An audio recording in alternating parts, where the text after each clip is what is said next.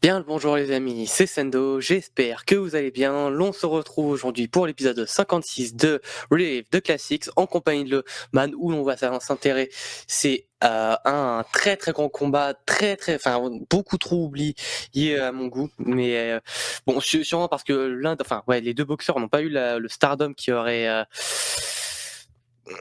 que les deux auraient mérité, mais c'est un combat particulièrement mythique, numéro 84 des 100 plus grands combats de l'histoire selon Boxing News, Vincent Petway contre Simon Brown. Et donc bien sûr, comme d'habitude, avant le combat, un rapide contexte. Nous sommes le 29 avril 1995. Simon Brown est à ce moment-là un nom particulièrement marquant de la boxe sur cette période fin des années 90, fin des années 80, pardon, début des années 90. Ayant à ce moment-là un record de 43 victoires pour 3 défaites, il a connu un run en welterweight particulièrement impressionnant. Il est devenu champion IBF. Voilà, la ceinture IBF l'était laissée vacante suite à la victoire de. J'oublie tout le temps son nom. Celui qui a battu Donald Curry. Voilà, je vais pas aller chercher son nom maintenant, mais voilà, bref. Il a récupéré la ceinture vacante IBF, titre qu'il a défendu à plusieurs reprises, 8 fois de mémoire, notamment une face à Luis Santana qui aura fait son bout de carrière par la suite. Et cette ceinture IBF qui unifiera également avec la ceinture WBC détenue à ce moment-là par Maurice Blocker, qu'il avait récupéré des mains du très très grand. C'est un truc de dingue, je l'adore ce mec et j'oublie tout le temps son nom. Marlon Starling, voilà, j'oublie tout le temps son nom, c'est un scandale.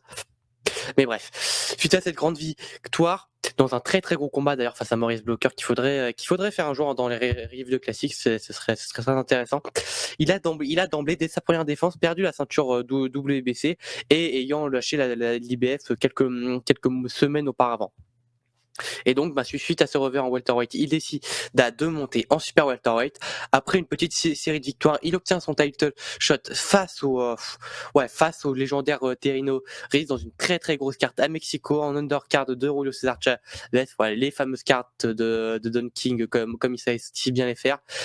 Et au terme de 4 rounds absolument dinguissime et absolument absurde dans tout ce que le mot peut impliquer. Il avait réussi à mettre KO Terry Norris avec une violence assez hardcore au quatrième round. Et les deux s'étant rencontrés quelques mois plus tard après une défense de titre du côté de Simon Brown. Et Norris qui nous sort à ce moment-là une de ses plus belles prestations, si ce n'est sa plus belle, récupérant son titre. Et donc, depuis ce revers face à Terry Norris, j'imagine pour essayer de récupérer un nouveau combat face à ce dernier pour finaliser ce qui aurait pu être une très grande trilogie. Bon, spoiler, au final, ça ne se fera jamais. Et bien, après deux victoires sans titre en jeu, il va tenter de récupérer la ceinture IBF de cette même division welterweight face au très récent champion Vincent Petway qui a une carrière vraiment en dents de scie. Un gars qui a commencé sa carrière pro en 84, qui mettra beaucoup de temps à trouver son rythme, à trouver son style. Il est sur plusieurs revers particulièrement impactants, notamment au tout début des années, sur l'année 90, qui sera une année très très dure pour lui.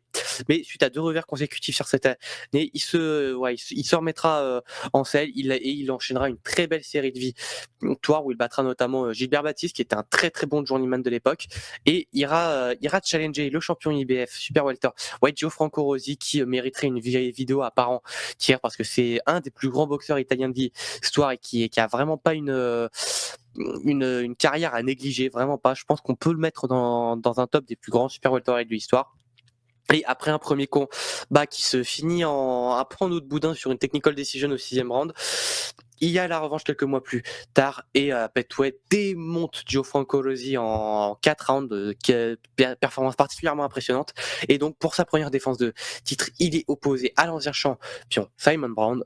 Et donc maintenant que le contexte est posé, place au combat. Là. Comme d'habitude, hein, vous savez, sur Twitch, le lien est dans le chat si vous voulez venir discuter avec nous.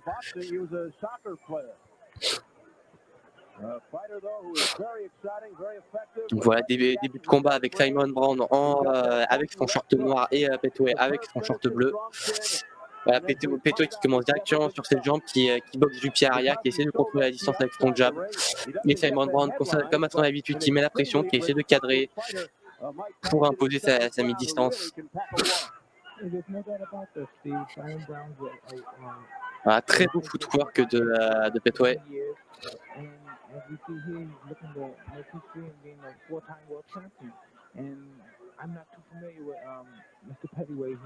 But we don't see much action. He's moving around, and as I said, it's pretty early here.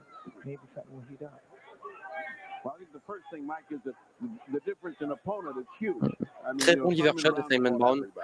He's been champion, and Petway has not fought that quality opponent, so he's got to be a little worried about what he's got in front of him in Simon Brown. But then again, sometimes you have these fighters that rise to the occasion. Maybe he's one of these fighters. I don't know. I said once before, I'm not so familiar with Petway.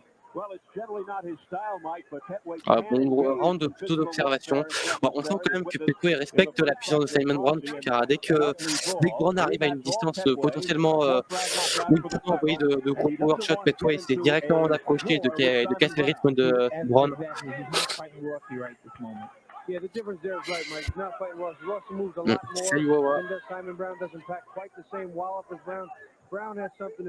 Ton micro est coupé, Loman.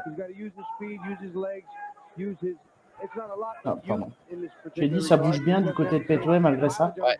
Très beau déplacement.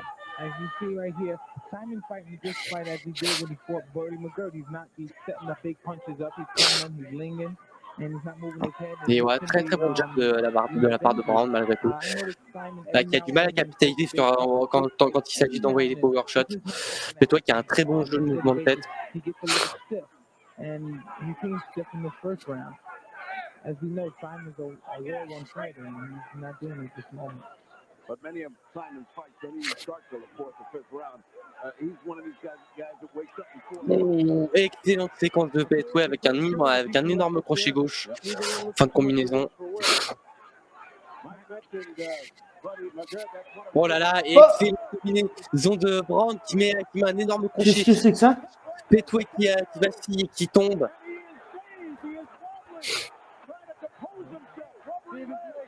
Voilà, colossal crochet gauche de cet immense puncher qui était Petway.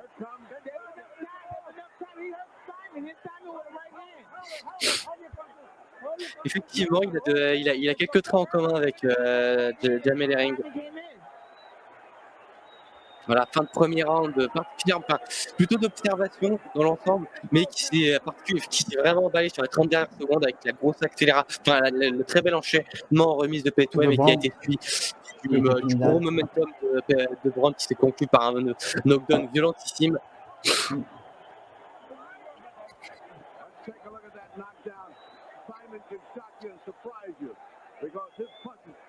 Oh là là!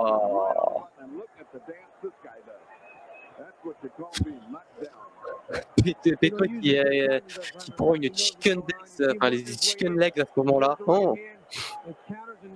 Il y a le crochet, tac, après il tente. Très belle responsabilité de défense de Brown sur l'attaque de Petway. Ah mais carrément. Après il tente de s'accrocher et paf, Brown il en rajoute encore. Ouais. Voilà, début de second round. Petway down with about 18 seconds left of the first, and he still doesn't have his legs. He's still seeing wobbly. Yeah, there's spaghetti under there. They're still not moving right. He's not moving right on those legs. What an explosion by Simon Brown. We talked about the left hook, just missing there with the left hook. I'll tell you what, sometimes when you get hit that hard that early, respect turns immediately into fear. That's a good point, brother. And a left jab. And that's what our friend Mike calls evil intentions. Oh là là, très belle droite en première intention de Brown. He just missed a good counter right hand by Simon Brown, and he's starting to get that rhythm and starting to get his timing down. Oh là là, encore une fois, très bon une de Brown qui arrive mieux à trouver ses distances que sur le début du premier round.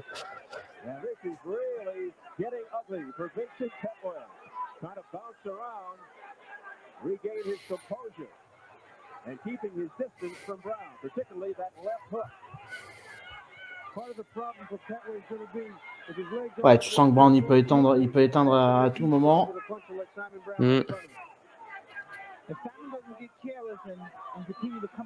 Ah, belle séquence de body shot de Petway dans cette phase de corps à corps.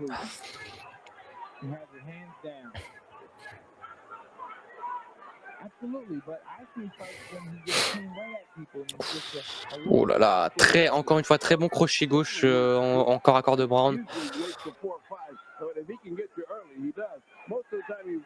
Just plays around and all of a sudden starts unloading that dynamite he's got. Well, he started very early this time. He looks like he wants to go home.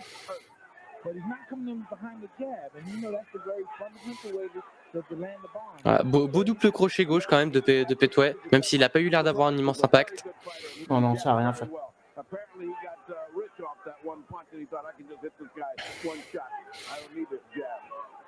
Sometimes that's what happens when you have a reputation of being A, a big puncher, and B, your opponent has a questionable chin in his reputation. You start looking for that one big one, and sometimes... Il aurait pu laisser, l'arbitre, c'était vraiment en train de travailler des deux côtés. Ouais, c'est pas faux. Right now he's letting Vince Petway's head clear and his legs are getting much better now. It's the punch to the body with that big right hand that he's missing. All the punches that he missed to the head and big leaning punches from long distance, you should throw them to the body because at least he knows he's going to hit something solid. Il est très bonne défense en mouvement de tête de Petway. Je l'ai déjà un peu notifié sur le premier round, mais vraiment, il est très difficile à prendre, à bien toucher proprement à la tête Petway sur ce combat, sur ces deux premiers rounds.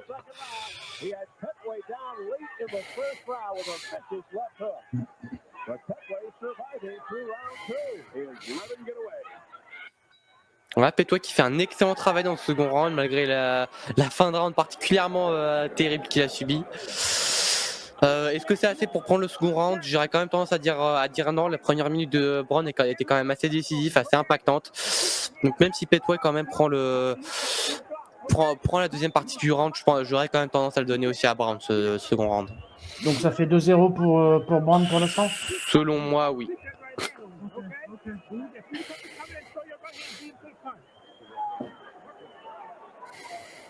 J'aime bien les déplacements de short bleu. Et le travail de jab, le travail de jab aussi est intéressant. Après Brown, bon bah tu sais que il peut faire mouche à n'importe quel moment aussi. Donc. Bah ouais.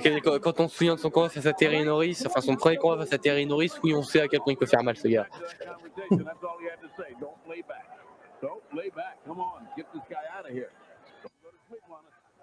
Vincent Petway finds some time to recover Showtime. round two. There's a little too much moisture in that Simon Brown corner. Referee Ray Klingmeyer holding things up for the moment as they towel it off. Simon Brown. C'est reparti, troisième round. Ouais, début de troisième round. Petway opens himself up for those punches and true to his word. And the words of 76-year-old Matt Lewis in the corner of Vincent Petway, over 50 years in the business, only one champion, Vincent Petway. But right now, Simon Brown in a very good position to take that title away. Round three. Ah, très beau body shot de Simon Brown. Maybe lowering Petway to dropping his hands and come over the top again because I'm sure he feels that if he lands clean, he can hurt Petway at will. Now, Bobby, if I'm wrong, when he comes in, the offense keeps him as long as he's with these punches. He's been doing a little bit of that, Mike, which I'm surprised. He's not following in. He's got a good jab that he uses, but he's been jumping in a little bit. I guess maybe over anxious because of the early knockdown. Exactly. Normally when a guy goes in trying to look for a knockout, he loses the decision. Hopefully that's not the case here. Well, it seems like Petway has been able to recover from that punishment he took in round one. Now he's bouncing around on the balls of his feet. And eluding those right hands by Brown. He's getting brave now. He's doing some fighting back. Last round was sort of get together and escape. This round is starting to fight and come back. Good lateral movement by Petway. Good lateral movement. Good evasiveness. Ah, belle esquive de Petway. Ouais. Très beau système défensif des deux côtés. Excellent crochet gauche de Petway. Là, ça commence à être à toi, à moi. Et Petway qui arrive toujours très bien à sortir des corps. Pour le counter monstrueux qui met Brown au sol pour la première fois depuis un bon moment dans sa carrière. C'est très rare les combats où Brown sont allés au sol. Ah, c'était beau ça, hein? Ouais, magnifique pull counter. Décolle.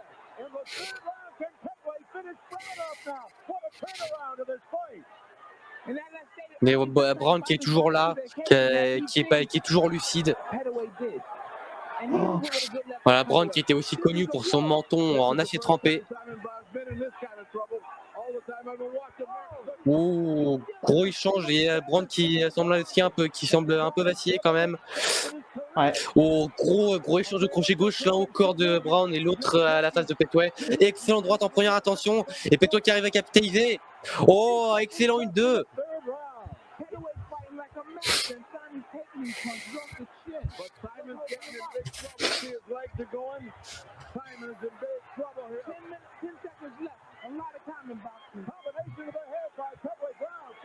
Oh, Petway en mode assaillant total. Ouais, c'est beau. Ouais, qui a vraiment essayé de mettre Brown sous pression sur cette fin de round, qui a très bien fonctionné. Ouais, bon, troisième round, indiscutablement indiscutablement du côté de Petway. Yes.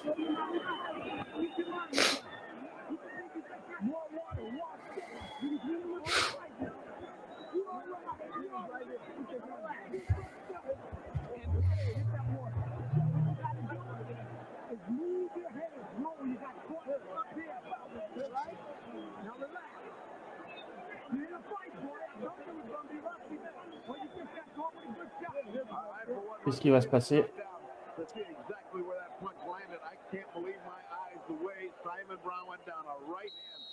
Oh là là, ce pull counter monstrueux.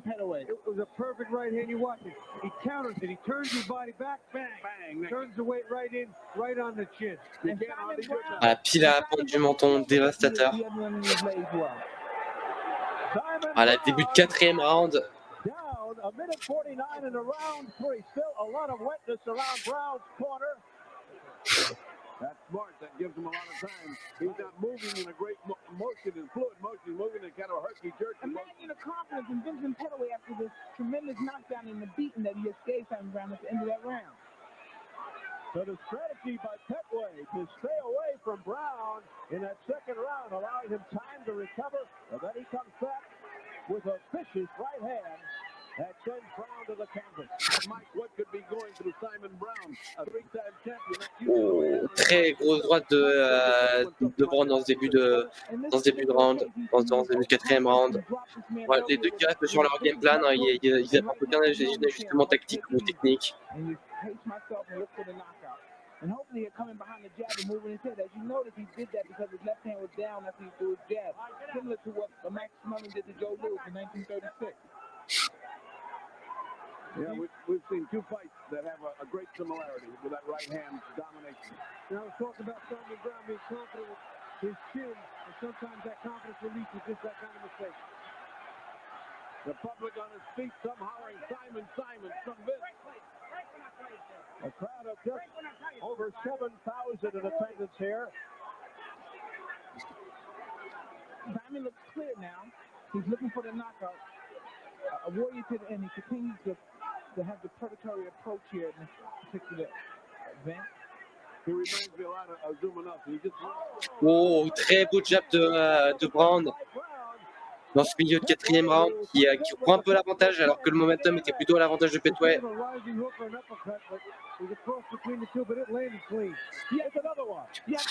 Encore un excellent jab toujours de Brown.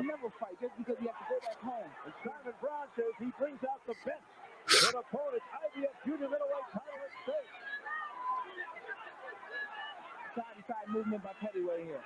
Good stuff. Right hand. Lunging by Simon Brown.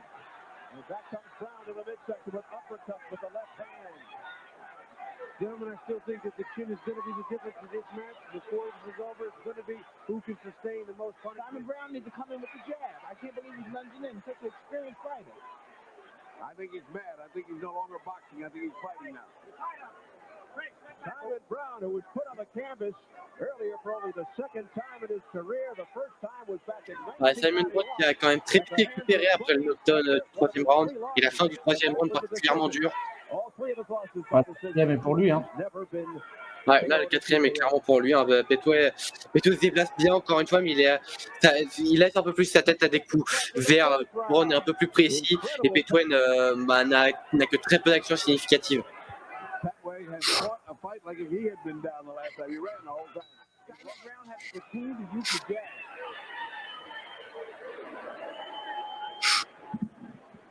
Down in here. We're back on top now. All right, now you're back on top. All right, now you're back up on top. And then out there, you're trying. Remember what we worked on, how guy keeps moving that way on there? You gotta leave off with your right hand. Left hook, right hand. Ouais, je pensais que ça allait être un round assez compliqué pour lui, mais pas du tout. Non, il a très vite récupéré. Et il a été ouais, il a eu un travail très pertinent. Très pertinent avec des coups assez significatifs qui, ouais, plus le temps, enfin ouais, plus il rentre d'avance, plus il est à l'aise avec la distance, plus il arrive à plutôt bien cadrer Petway et à bien le toucher en jab. Ce qu'il n'arrivait pas vraiment à faire sur tout début de combat.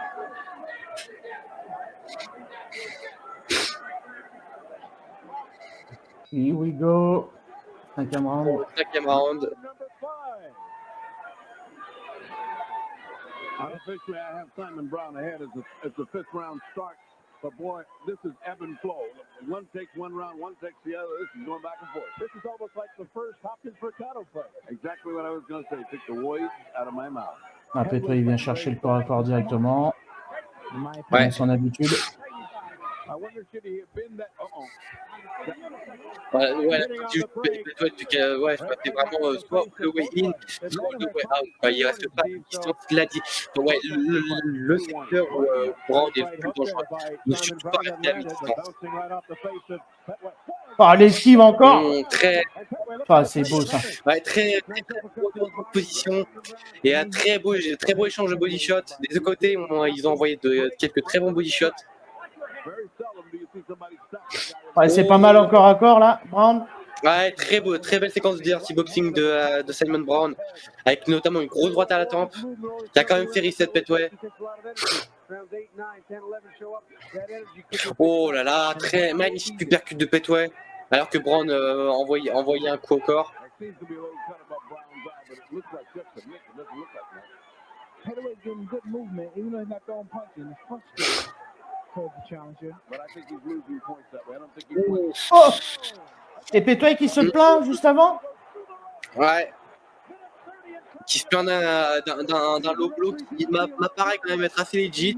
L'arbitre qui réagit pas assez vite et Simon Brown qui enchaîne pour un second knockdown assez violent quand même. Oh. With a minute 10 to go in the fifth. Well, he's sure giving him enough time to get ready, to recover. But that's exactly what happened, Bobby. Got hit a low blow. The referee didn't see it. And shouldn't he continue to fight Simon Brown? Well, Simon Brown must continue to fight. I would have done the same thing. That's what a fighter must do. Petway wants time to recover, but Claymire says, see the low blow, so they go back at it. Hold it, right now, hold it. And it is really getting dirty. Petway went right out of it. Two punches right before him. You just don't push around the referee. He showed a bad attitude to the referee. He can get disqualified, and this would be a shame in this fight. Oh, grosse séquence de Simon Brown, mais Petway qui arrive quand même à bien contrer avec son bras avant, surtout en crochet.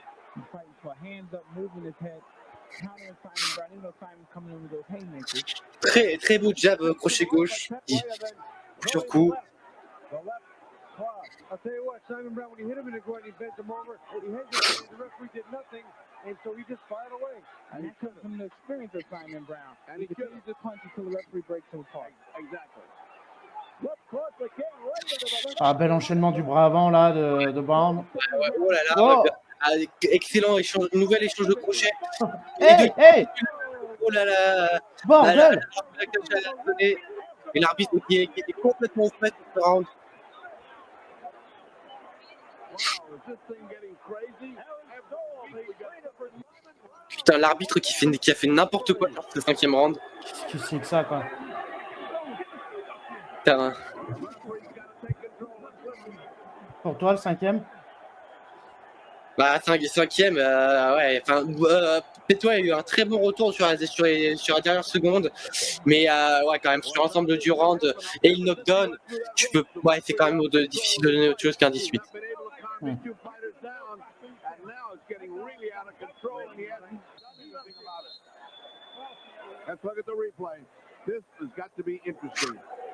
Ah, ils vont montrer le ralenti. Ouais, ça se voit que c'est un. Ah, il a reçu un coup bas. Ouais, c'est il a clairement reçu un coup bas là. Ah ouais. Mais ouais, l'arbitre qui était mal positionné, qui était dans le dos des deux. Mais n'importe quoi, l'arbitre, quoi.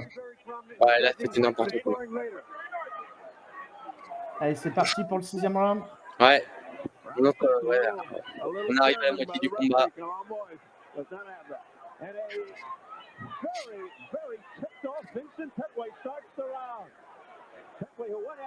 Ouais, Petway qui est quand même assez en retard sur les scorecards. Et je suis d'accord avec Wawa. Hein. Bah, non seulement il ne fait pas respecter, mais en plus il est vraiment au frais sur beaucoup d'actions, quoi. La fin du round, normalement, un arbitre, quand la fin du round sonne, il doit séparer, quoi. Il doit pour pas justement que les deux pour être sûr que les deux comprennent que c'est la fin du round, quoi. Parce que les deux boxeurs qui sont dans leur combat, ils ne font pas forcément gaffe au fait que ce soit la fin du round.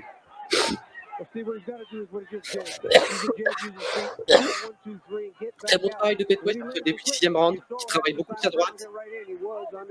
Enfin, qui utilise beaucoup son jab suivi de sa droite. Voilà, souvent jab doublé. On va voir la réaction de Brown. Simon Brown is now in control of this fight on the basis of 2-10-8 rounds, and he's been the aggressor, and he's only won a couple of real good rounds from Petway, so he's in control of, as far as points are concerned, but this looks like it isn't going to go to a decision. But Bobby, I still don't like the fact he's just walking there without throwing. Oh! Ah, il lui a fait mal là, non? Non, j'ai l'impression qu'il y a eu un bug en fait. Petway qui était vraiment positionné, qui avait vraiment baissé son centre de gravité et Brown pour envoyer son attaque au corps avait beaucoup baissé son buste. Et le front de Brown est rentré en contact avec l'œil de Petway. Allez, Petway qui dit à l'arbitre, c'est un tricheur, Brown, c'est un tricheur.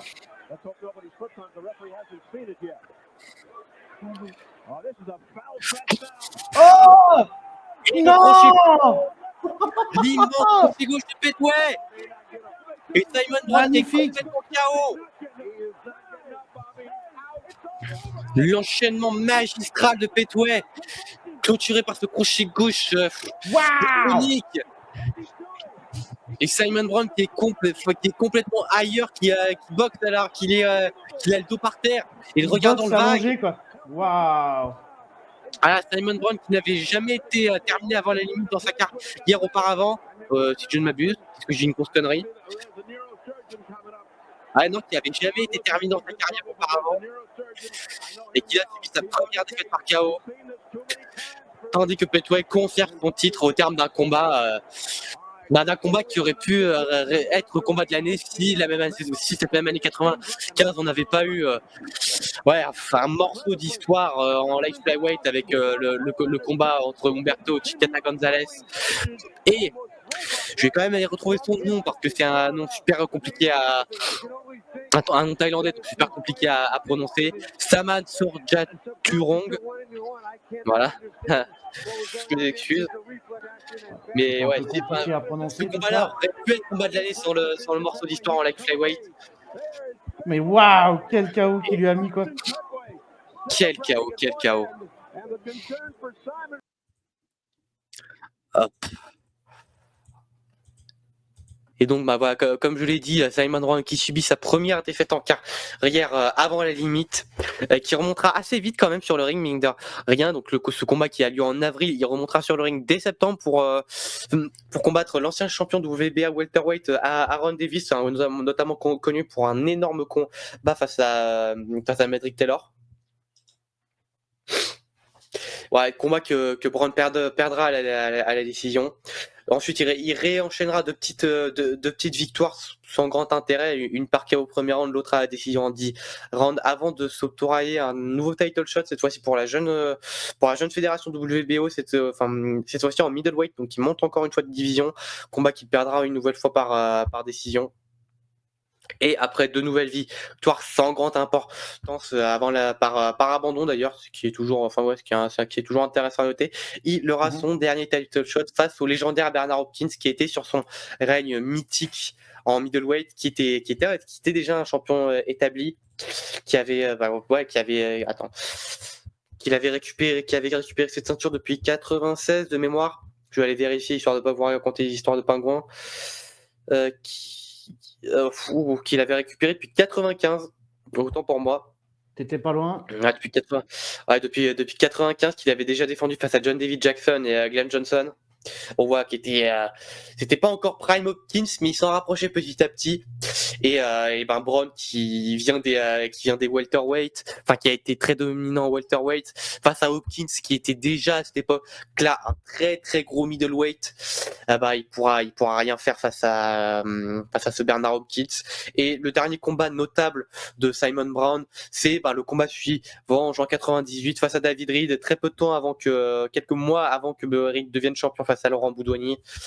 Et voilà, après ça, il aura une série de 4 nouvelles défaites de suite par la suite, qui le conduira à prendre sa retraite en janvier 2000. Et depuis, il est toujours en vie à l'heure actuelle. Et voilà, il est un petit entraîneur local de. Alors, j'avais trouvé la ville, c'est. C'est un entraîneur du côté de Hargeston dans le Maryland, si je ne m'abuse. Je crois que c'est le Maryland. Hargeston, j'espère que je prononce bien. Et c'est un gars de chez... Juste pour revenir sur Laurent Boudouani, en fait, c'est un gars de chez moi, quoi. Originaire des pays des Savoies, ok, d'accord. Excellent. Dédicace à Laurent. Hein. Voilà. Qu'on avait déjà fait en Rive de Classics il y a quelques semaines. Il y a quelques mois même maintenant. Incroyable. Et de son côté, Vincent Pettway qui n'aura pas beaucoup de temps de profiter un peu plus de sa ceinture, puisqu'il la perdra 4 mois plus tard, enfin à peine 4 mois plus tard face à Paul Vadet dans aussi là encore un très très gros combat qu'il perdra par TKO dans le 12e round. Au final, il affrontera quand même Terry Norris en début 76. Et Terry Norris, c'est peut-être la dernière grande performance de Norris, en tout cas face à son meilleur adversaire. Enfin, face à un grand adversaire, on va dire. Et voilà, Norris marche sur l'eau sur ce combat-là et finit le combat assez aisément dans la 8e reprise. Et la suite de carrière de Pettway sera pas spécialement marquante. Il aura quelques autres victoires et s'arrêtera en 2001 suite à une dernière défaite. Voilà, pour le moins anecdotique. Voilà. Alors qu'on est rejoint par Dylan. Salut Dylan, comment ça va? Salut Didier. Vous m'entendez? Très bien, comme d'habitude. 5 sur 5. Toi, tu nous et donc, je rebondis sur ce que disait Loman, dédicace à Laurent Boudouani. Mm-hmm. Tout à fait. Un très très grand boxeur français, effectivement. Voilà, bon, Dylan, est-ce que tu aurais quelque chose à rajouter vis-à-vis du Vincent Pettway Simon Brown? Rien de spécial, si ce n'est que j'ai loupé le combat, que c'est un combat que je n'ai jamais vu. Ah ouais? Ouais. C'est très dommage parce que c'est vraiment un combat assez exceptionnel. Mais par contre, sur ce combat-là, en fait, le gros regret que j'ai, c'est pas vis-à-vis du combat en lui-même, mais c'est que pour moi, en fait, ce combat-là, ça aurait dû être le 3e combat entre Simon Brown et Terry Norris, en fait. Pour moi, ça aurait pas dû être Pettway en face de Simon Brown ce soir-là, ça aurait dû être Terry Norris. Parce que le seul truc qui manque réellement à Terry Norris, pour ma part, c'est vraiment une trilogie de légende, un vrai duel de légende. Alors oui, son duel face à Simon Brown est très important, mais une vraie trilogie iconique, c'est vraiment ce qui manque. Et ces 2 premiers combats avaient tout pour être sublimés par un combat comme ça qui aurait été un des plus grands combats de l'histoire. Et ça aurait encore plus sublimé Terry Norris. Et ça aurait permis à Brown, peut-être que je me gourre, mais je pense qu'il ça aurait permis à Brown de rester un peu plus dans les mémoires en ayant sa trilogie mythique. Mais moi, quelqu'un qui a mis KO Terry Norris ne peut avoir que ma sympathie. Ouais. Ah, t'apprécies pas Terry Norris? C'est le boxeur que je déteste le plus de toute l'histoire de la boxe. Ah ouais? Et j'ai même pas d'argument, hein, je crois que c'est vraiment, t'as des gens que t'aimes pas comme ça, moi Terry Norris je peux pas. Ah bah oui. vrai, ça arrive. Super boxeur, hein, j'ai rien à dire, hein, mais j'aime pas trop. Bah ok, c'est... Bon, personnellement, Terry Norris, vous le savez, je dis et je le répète à chaque fois, et pour moi, Terry Norris, c'est le boxeur à étudier pour apprendre à boxer. C'est vraiment, en orthodoxe, c'est vraiment celui qu'il faut étudier au microscope. Il est incroyable. Mais ouais, c'est... Ouais, surprenant. Ouais, je trouve ça assez surprenant. Bon. Mais un Norris McCallum aurait été un super combat, par contre. Ouais, bon, en termes de timing, ça a pas collé, hein, parce que bah ouais, Norris émerge en tant que contender quand McCallum est déjà en middleweight, est déjà établi en middleweight, donc ça aurait jamais pu se faire. Et c'est dommage parce que ouais, pugistiquement, ça aurait été intéressant. Je pense que McCallum aurait gagné, Oui. peut-être, enfin pas aisément, mais je pense qu'il aurait assez nettement gagné. Mais voilà, ça aurait pu être un combat très très fun. Je vois pas McCallum ne pas réussir à choper Norris, en fait. Non, c'est ça. C'est ça. Je pense que Norris aurait pu faire des rounds, mais à partir du 9e, ça aurait été particulièrement dur pour Norris. Je pense pas qu'il aurait pu faire bien plus que 9 rounds.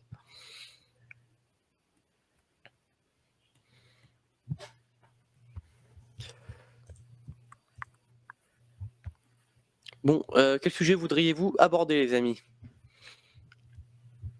Bah, j'imagine que vous allez partir sur l'UFC. Bah, pour l'UFC de hier soir, on a déjà fait la carte la même carte en long, en large et en travers en live, hein, donc ouais, moi j'ai rien d'autre à ajouter personnellement. Vous avez pas trop été déçu du retrait de Tsaroukian? Bah forcément, quoi, on aurait aimé voir ce combat-là, mais écoute, ça arrive. Ça arrive. Bon, c'est quand même dommage pour avoir brisé le record du nombre de défenses en léger d'avoir un Moïcano. C'est ça. Et en fait, c'est terrible pour Makhachev. Et en fait, maintenant il a le record de défense de titre en lightweight. Il l'a enfin brisé. Mais au final, je trouve vraiment pas que ce soit le meilleur règne. Même parmi les 3 défenses de titre, je trouve le règne de Frankie Edgar ou de Khabib, mais nettement supérieur à celui de Makhachev, même avec 4 défenses. Bah, puis sur 4 défenses, t'as 2 short notice, quoi. Ouais, 2 very short notice, 2 combats qui au final n'ont pas été très intéressants. Alors, autant le combat de l'UFC 200, je sais plus, celle d'Abu Dhabi en 2023, ça aurait été Charles Oliveira comme ça aurait été prévu. Il aurait fait la même performance que face à Alexander Volkanovski, mais ça aurait été, pour moi, ça aurait eu plus de valeur. Au vu du fait que ça n'aurait pas été une short notice. Et là, il aurait battu Tsaroukian de la même façon qu'il a battu Moïcano, ça aurait eu beaucoup plus de valeur, quoi. Et là, ça t'aurait vraiment eu un règne iconique, à proprement parler. Et là, t'as vraiment des astérix. C'est pas de la faute de Makhachev. On peut pas remettre en question son statut de number one pound for pound, mais là, GOAT lightweight, pour moi, pas encore. Ah non, pas du tout. Ah non. Non, pas encore.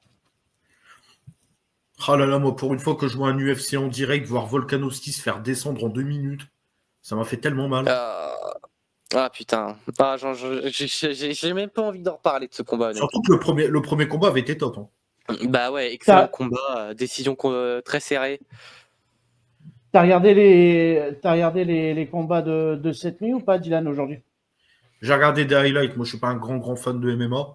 Le Prochaska avait l'air sympa, par contre. Incroyable.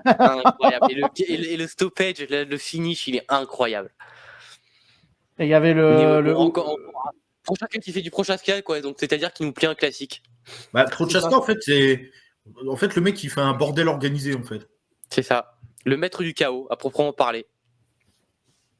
Il faut vraiment être avec Pereira pour réussir à contrôler ce chaos.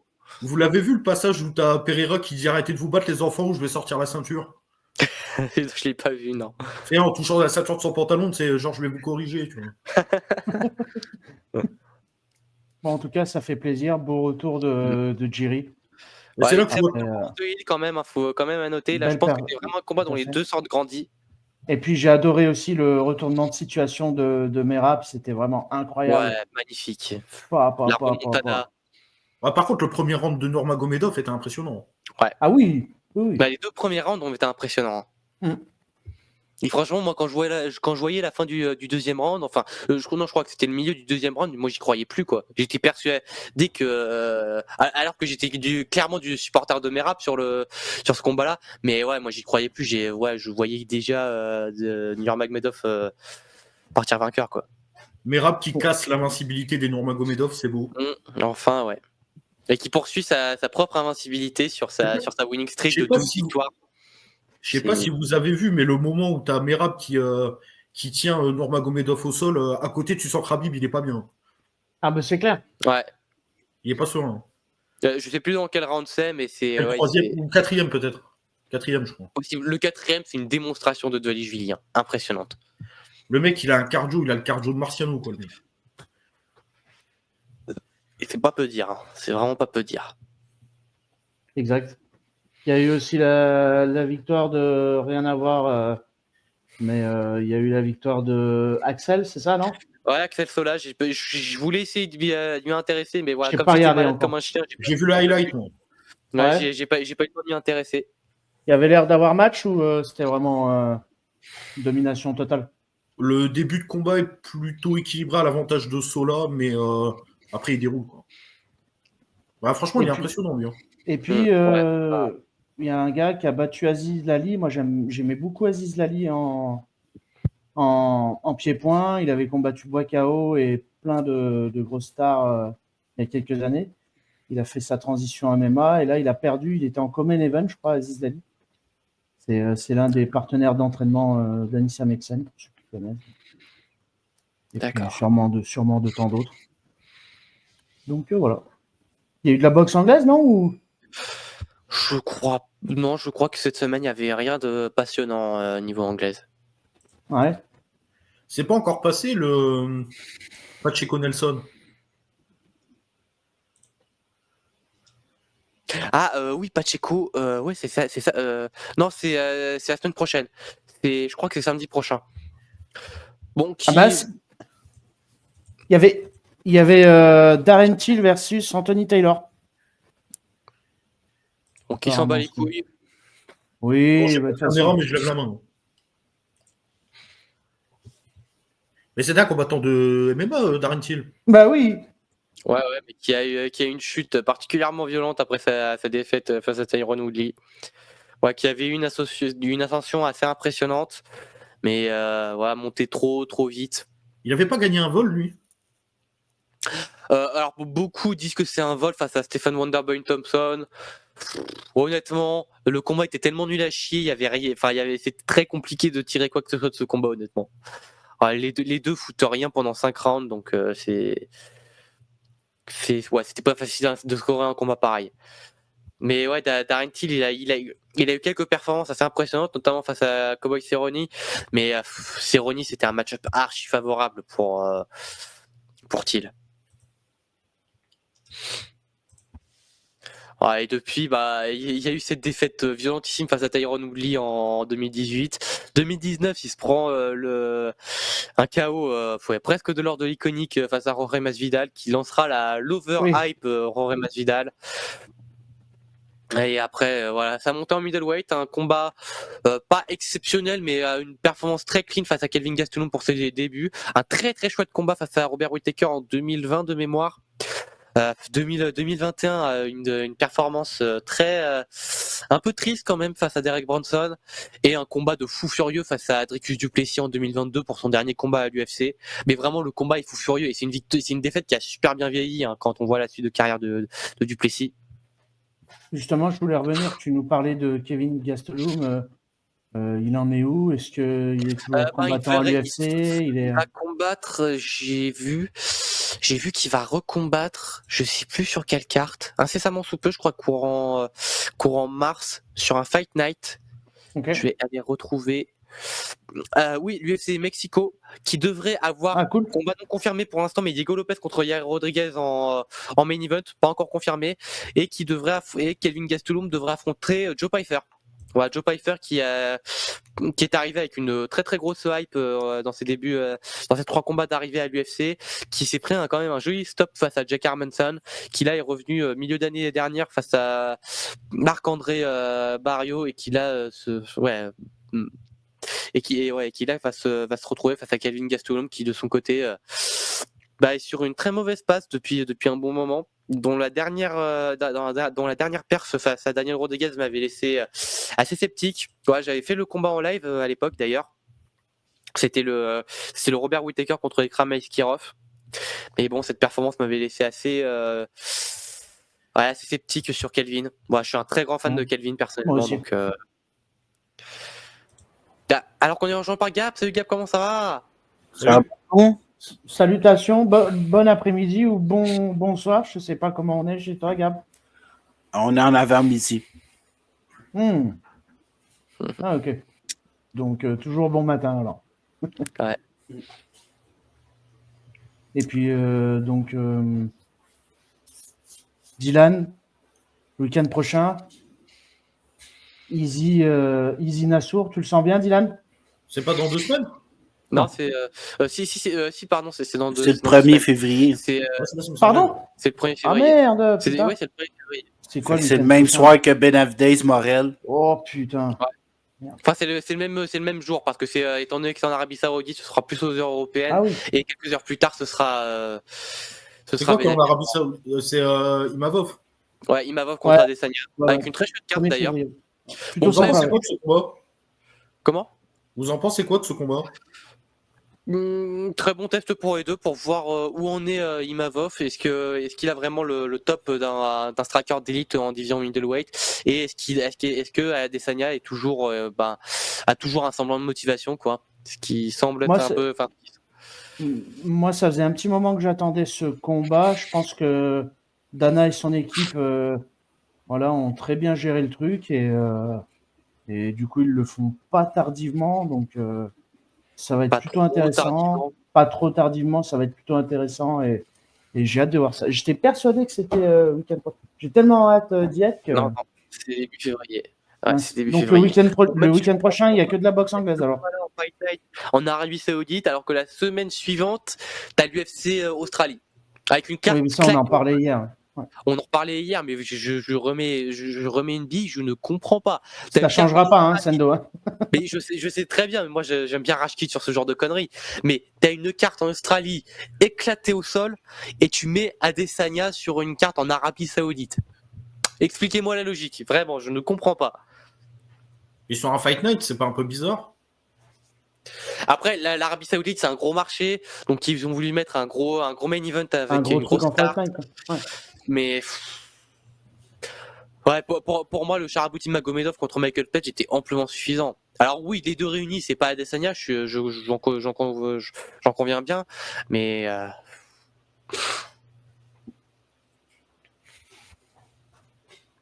bon, après la carte, au moins la main card m'a l'air très très sympa de cet event. Tout à fait. Et donc je te disais, ce week-end prochain, il n'y a que de la boxe anglaise alors. Ouais, le week-end prochain, vendredi, il y a le combat de Inoue qui est inintéressant au possible.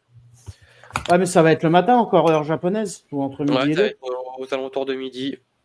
Bon, honnêtement, ça aurait été Sam Goodman, peut-être que j'aurais essayé de le faire en live, mais c'est bon, là, c'est.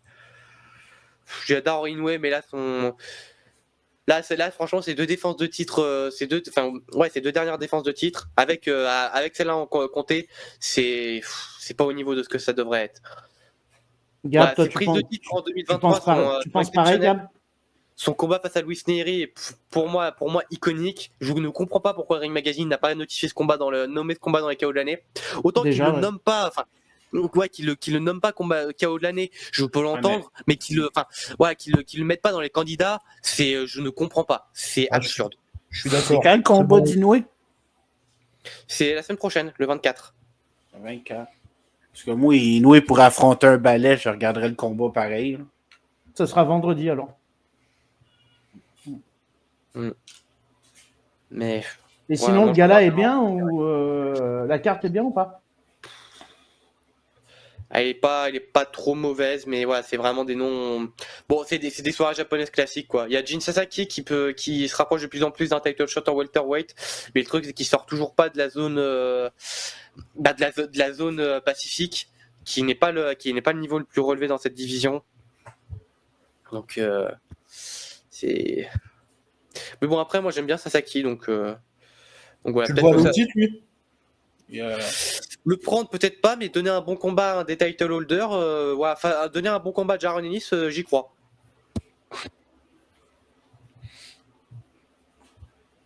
Ok. Et bon, pour déglinguer Barrios, bon, bah, ouais, il fait partie de la liste aussi. Hein. Ça, mais bon, c'est Barrios en même temps, donc. Oui, mais il y a un Français qui boxe en Angleterre samedi contre Dalton Smith. Qui c'est que ça, là, encore? Effectivement. Bah ouais, Dalton Smith qui sort de sa très grosse victoire face à José Cepeda. Bon, combat où il était dominé au scorecard, mais dont il s'est sorti par un énorme KO au corps assez impressionnant. Et qui là va combattre pour la ceinture européenne, défendre sa ceinture WBC Silver. Contre Walid Ouiza, c'est ça? Ouais.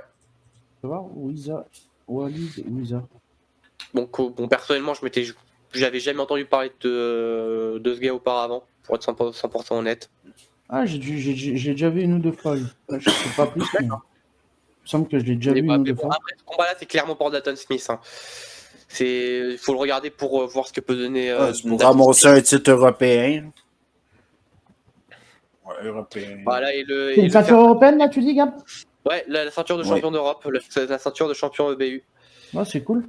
Et le faire patienter en attendant son title shot WBC. Voilà, il est numéro 2 au classement WBC. Le numéro 1 étant Sander Martin, et Puello et Martin devraient se rencontrer sur la carte du Davis Roach. Qui est maintenu. Dalton Smith est un gros prospect au début, mais honnêtement, je ne veux pas être plus qu'un Européen, calibre européen. Ouais, bah notre Gab, il a pas l'air ravi. À mon avis, il a le punch pour être title holder. Pas pour rester un grand champion, mais à mon avis, il a de quoi rester entre le top 5 et le top 15 pendant assez longtemps. Ouais, il a des failles. Chez Spy Léger, top 5 chez Spy Léger. Ouais, un peu en dessous, mais voilà, entre le top 10 et le top 15, quoi. Ouais. Mettez-vous d'accord, les mecs. Moi, je te mets top 20. Entre 20 et 25. Logistiquement, c'est pas plus impressionnant, surtout sur sa responsabilité défensive qui est plus que débattable, mais voilà, son arsenal offensif est pas si mal que ça, et surtout c'est un gars qui frappe fort, quoi. C'est un gars qui frappe fort, et notamment ses body shots sont particulièrement impressionnants. C'est pas un très bon finisseur, mais c'est un gars qui peut ouais, face à Polo, j'ai bien envie de voir ce combat-là. Possible que ce soit une purge jusqu'à un possible KO ou une décision, mais ouais, ça me dérangerait pas de voir ce combat. D'ailleurs, en parlant des super légers, on a le retour de Pitbull Cruz. En sous-carte de Benavides Morel. Contre Angel Fierro. Et après, il y aura Garcia, normalement. Comment ça, il y aura Garcia? Ça a été annoncé. Qui avait émis l'idée en fait, de faire deux coming-up fight pour préparer la revanche entre Haney et Garcia. D'un côté, Garcia qui prendrait Pitbull Cruz et Haney qui prendrait José Carlos Ramirez. Enfin, moi, je serais team Pitbull Cruz, hein, sincèrement. Ah, mon Dieu. Oui, bah c'est clair qu'un Haney Cruz serait plus intéressant qu'un Haney Garcia 2. Non, mais c'est Cruz contre Garcia, puis Haney contre Ramirez. Ouais. Donc, très probable que le Haney contre Ramirez soit une purge sans nom. Mais attends, Garcia Cruz, ça peut être fun, par contre. Comment? J'ai pas compris ce que tu as dit, Dylan. Garcia Cruz, ça peut être fun, par contre. Ouais, ça peut être très très fun. Mais moi, je comprends pas. Moi, je pense que ça va ressembler à Garcia contre Duarte.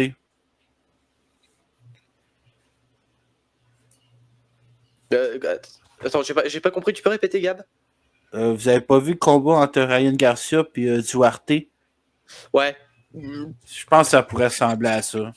Ouais, ça pourrait ressembler. Après, je pense... mais c'est vrai que Duarte sort un très bon run depuis cette défaite. Mais ouais, j'aurais quand même tendance à penser que Pitbull Cruz est un petit peu meilleur que Duarte, personnellement. J'ai une question pour vous. Ryan Garcia ne devait pas affronter un japonais? Il l'a pas fait en fin d'année. C'était pas une exhibition sur toute fin d'année. Ah, c'était un combat exhibition qu'il a fait? Je crois. Je crois que ça s'est pas fait. Hein. Ça s'est pas fait. Je crois que ça s'est même pas fait, j'ai envie de te dire. Ouais, D'accord. Turki C'était Al Alchi contre, a contre appelé, Anpo ou Anpo, là. il a aligné les pétrodollars et Garcia, bon, il a dit le japonais, je m'en fous, quoi. Bah, tu C'est ça. m'étonnes, putain, non, mais n'importe quoi. Ouais, il a eu un semblant de lucidité juste avant de faire le combat, quoi. Non, j'y vais pas, quoi. Qu'est-ce que vous pouvez me dire par rapport à Ryan Garcia, là, actuellement? Rien de très intéressant. Pas grand-chose. Ouais. Mon côté, rien d'intéressant. Vous pensez qu'il va faire quelque chose, là?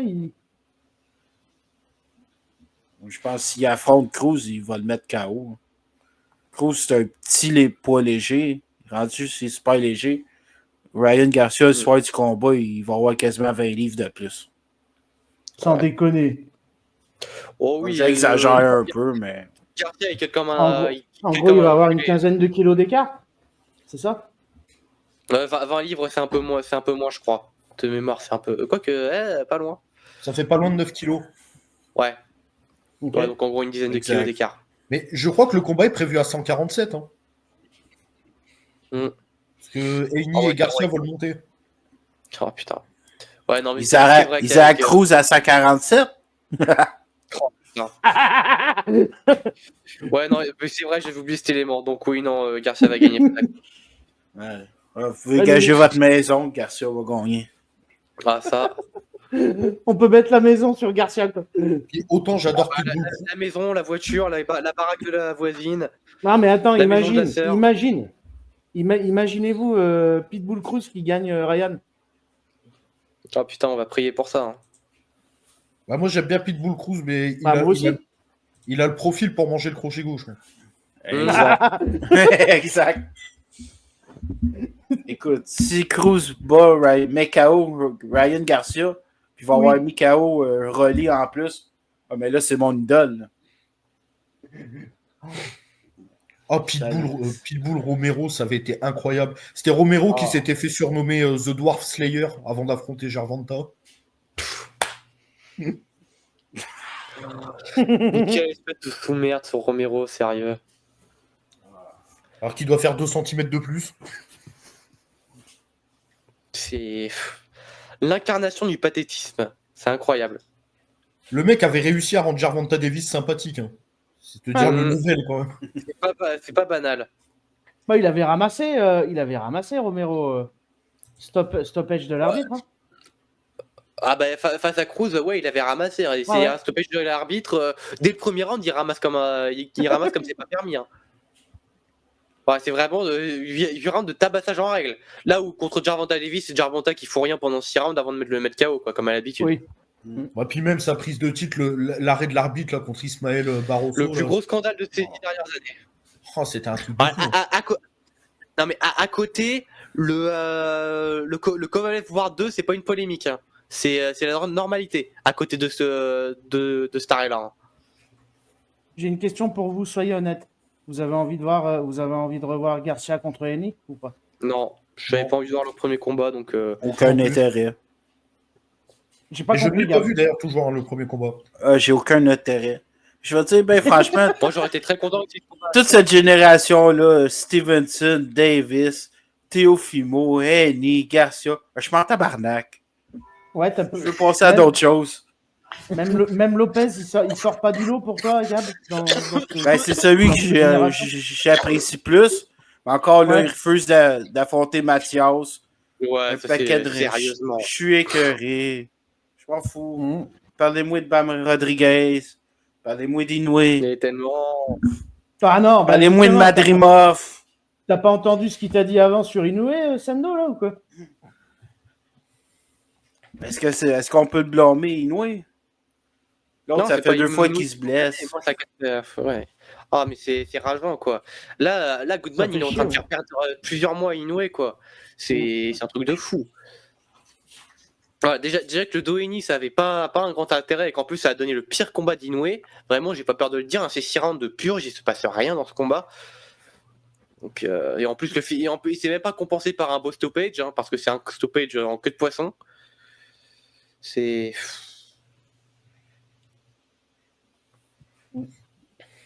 Eh ben, vivement le mois de février. Ouais, qui s'annonce très très chargé niveau sport entertaining. J'ai envie de dire surtout le 22, les mecs. Je pense qu'on est tous d'accord là-dessus, quoi. Oui, c'est... Voilà, le 22, possiblement...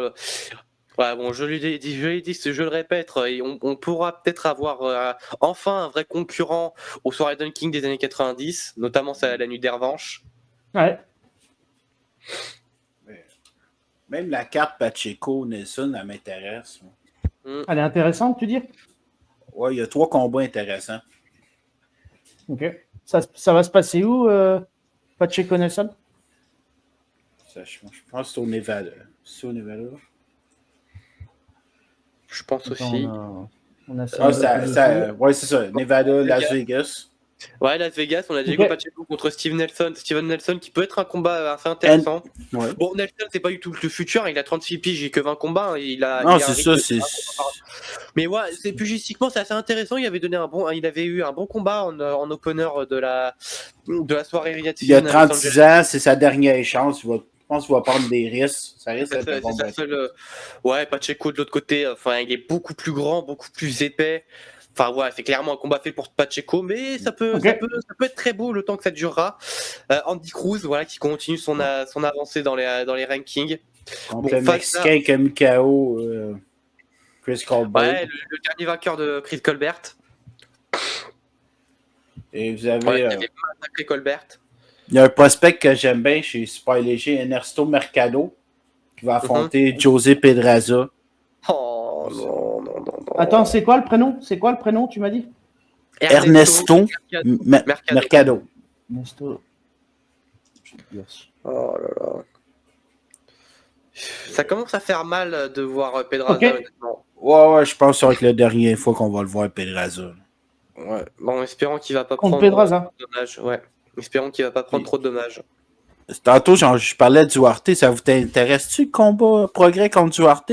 Moi, ça m'intéresse. Ça peut être fun. Alors, attends, j'essaie de le retrouver Duarte, mais j'arrive pas à le trouver, c'est un truc de fou. Par où je peux... Comment tu dis? Eduarte ou Duarte? Duarte. Il est en super léger.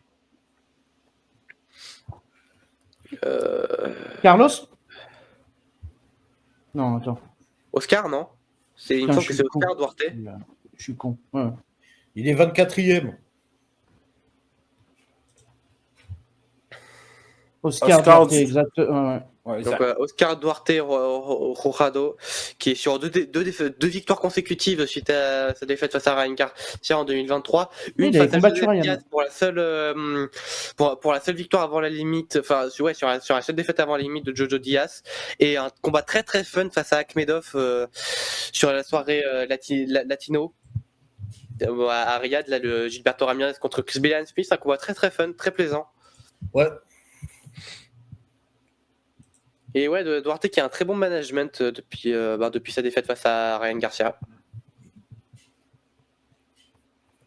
J'ai une dernière question pour vous. Quel est l'avenir des frères Charlot? Espérons déjà qu'ils n'aillent pas en tôle, mais bon, ça c'est... Walmart. Ah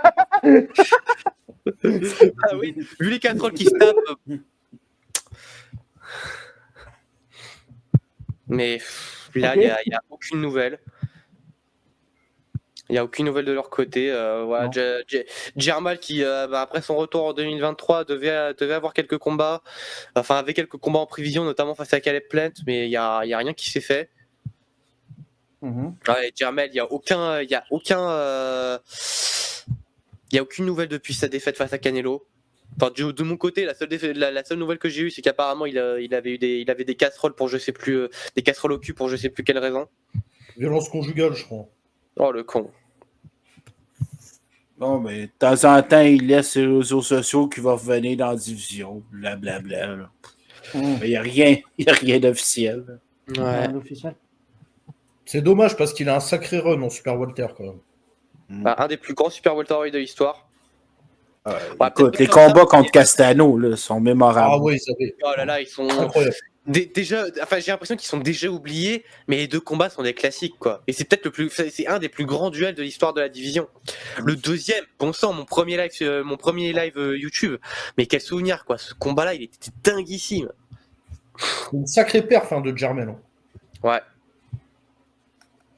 Bon, et le premier combat qui était un des combats les plus épiques de 2021. Ça avait été une belle année 2021. Excellente année. Ouais. Excellentissime année.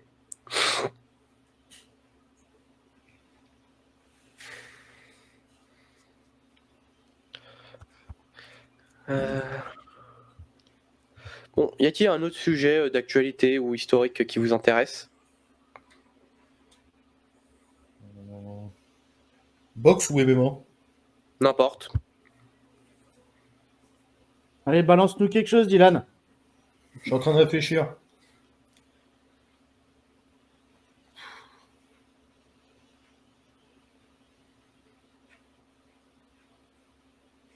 Bah si, moi tout à l'heure je me demandais le vainqueur de Dubois Parker, vous le voyez prendre Usyk vers quand? Je m'interrogeais sur le retour d'Usyk. Ben, fin juillet, début août serait une date cohérente, je pense. Ouais, Usyk avait dit qu'il voulait prendre du repos, donc revenir au milieu d'été, ça me paraîtrait cohérent. Parce que là, ça y est, il a 38 ans. Début d'été ou alors la prochaine rentrée. Ah, apparemment, j'ai vu sur les réseaux, bon, apparemment, on nous dit que c'est signé 3 fois par semaine, mais on semblerait se diriger vers le Canelo Crawford. Oui. Bah ouais, ça devrait se faire pour septembre, le temps pour Canelo de réenchaîner un combat pour mai. Donc on parlait, je crois, soit de William Skull, soit de Diego Pacheco. Ah, franchement, s'il fait William Skull. Ah, pour le. Ben, Canelo, ça va lui donner une victoire par KO depuis plan, quand même. Je vois pas Skull finir le combat. Là.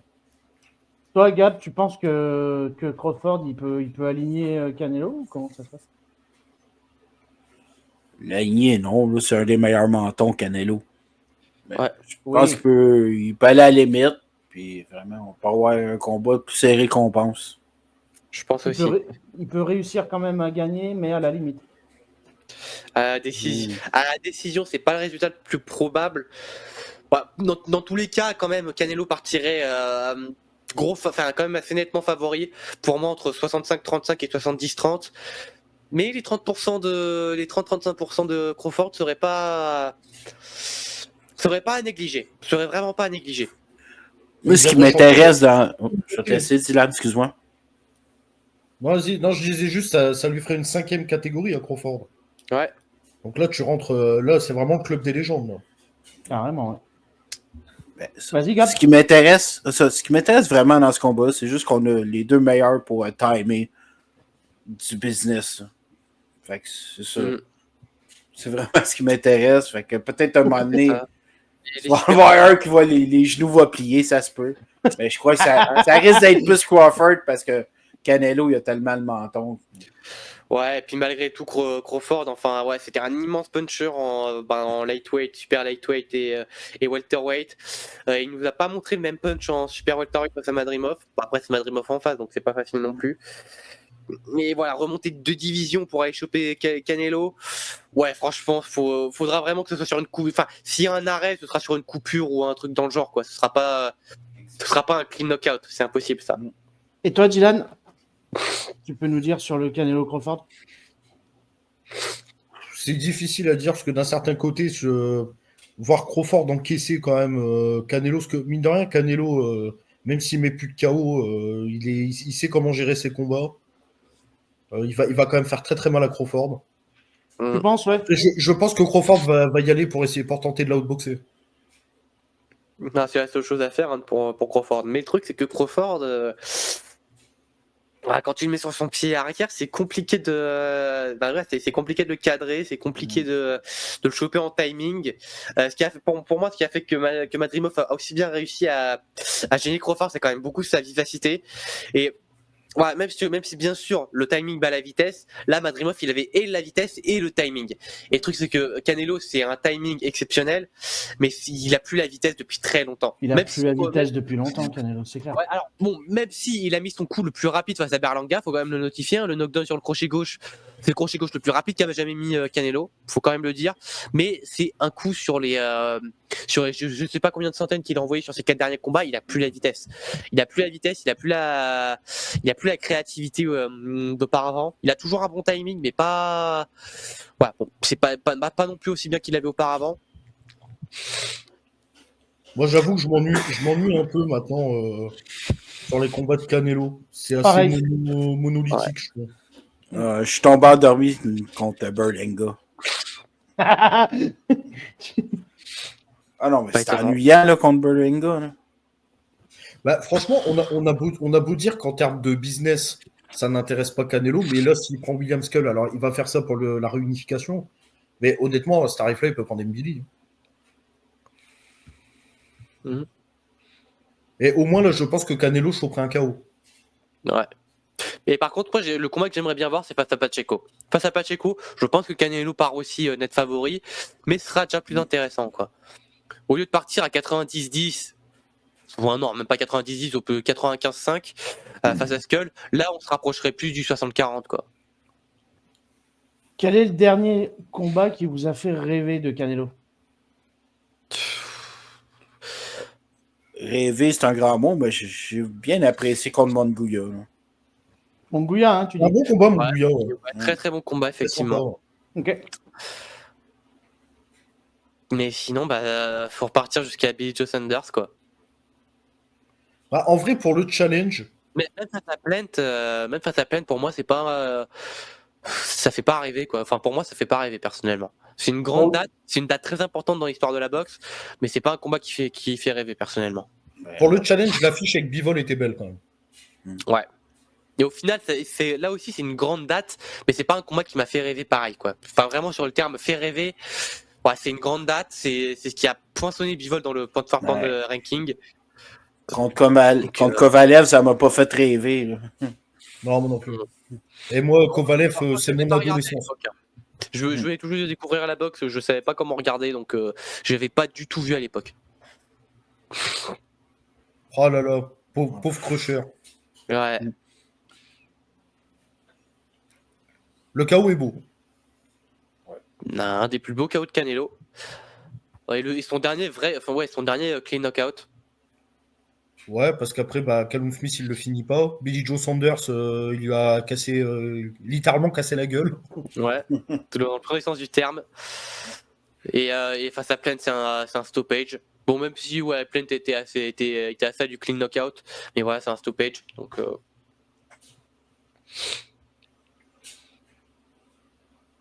Caleb Plant, ça doit être frustrant pour lui parce que le mec, il a une superbe boxe.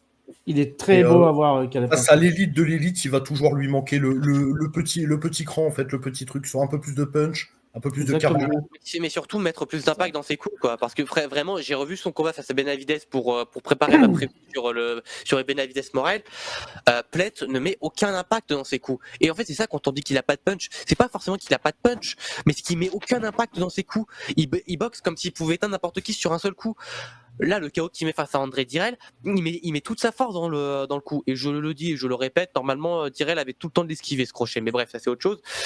Mais en fait, c'est soit il est très rapide, mais il a aucun impact dans ses coups, soit il a beaucoup d'impact, mais il est extrêmement lent et prévisible. Le stoppage qu'il a face Trevor, je sais plus quoi, là, fin 2024, pareil, il met tout, le stoppage, il met tout dans ses coups. Mais vraiment tout. Il est obligé de tout mettre et c'est pas le plus rapide, c'est pas son enchaînement le plus rapide, quoi. On n'a pas de nouvelles de lui d'ailleurs. Trevor Macombi, hein, c'était. Trevor Macombi. Mais ouais, en fait, Caleb Plant, c'est ça qui est très frustrant, c'est que c'est très beau à voir boxer, et ça a plus de puissance que ce qu'on pense, mais en fait, il est obligé il peut pas faire les deux en même temps, il veut pas être super beau à voir boxer, et être efficace, quoi. C'est soit l'esthétisme, soit l'efficacité, ça peut pas être les deux en même temps. C'est ça. Plant, c'est un gars de PBC, fait que c'est un combat par année. Exactement. Oui, ça c'est... Peut-être qu'on va l'avoir avec Charlot. Contre Charlot. Ça va être sans intérêt. C'était prévu à la base sur le comeback fight de Charlot fin 2023 sur le. Bah oui, j'ai peur de dire une connerie, mais je crois que c'était sur le Canelo Charlot, quoi. Le Jermel Charlot contre José Benavidez, c'était undercard du Jermel Charlot contre Canelo. C'était quoi? C'était au moment où Caleb Plant il a mis une grosse gifle c'est ça. À l'un des frangins, là, c'est ça? Ouais, face à qu'il avait mis une grosse gifle à Jermel, il y avait eu un gros bif. Il était venu lui faire une visite de courtoisie.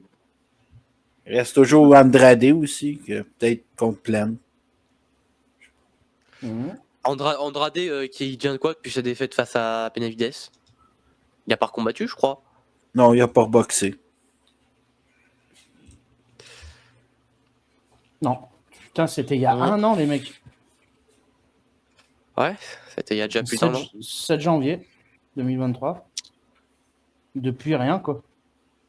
Non, le combat contre Benavidez, c'était 25 novembre. Merde, attends. Je suis où, là? C'était pas sous carte de Canelo Charlot, alors, parce que c'était en septembre. C'était main event. Ah merde, c'était... Putain, je suis trop fou. 25 novembre 2023. Oui, c'était main event du dernier pay-per-view Showtime. Avec une carte assez sympathique que j'avais fait en live à l'époque, le très chouette Hector Luis Garcia contre Lamon Roach, l'excellentissime Soubriel Mathias contre Ergachev. Il y avait Morel aussi, non? Comment? Il y avait Morel aussi, il me semble, non? Non, Morel, c'est le dernier main event de PBC. C'était sur une soirée non pay-per-view. C'était quelques semaines plus tard, 1 ou 2 semaines plus tard.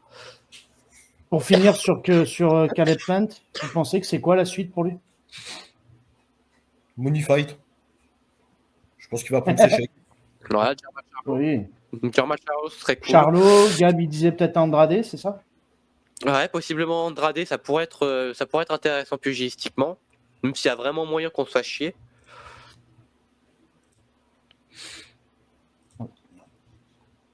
Affaire à suivre.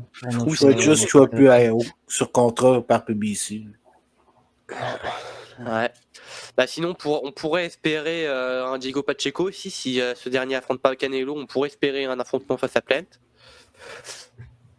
Il n'y a rien qui circule, je veux dire, en ce moment. Ça serait bon, Plant Pacheco.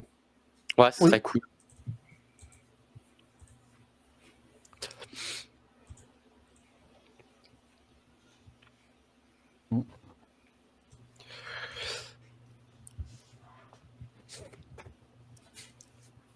Bon, je sais pas si vous avez quelque chose, un autre sujet qui vous intéresse. Vous avez une petite chose en conclusion ou on arrête là-dessus, les mecs? Ouais.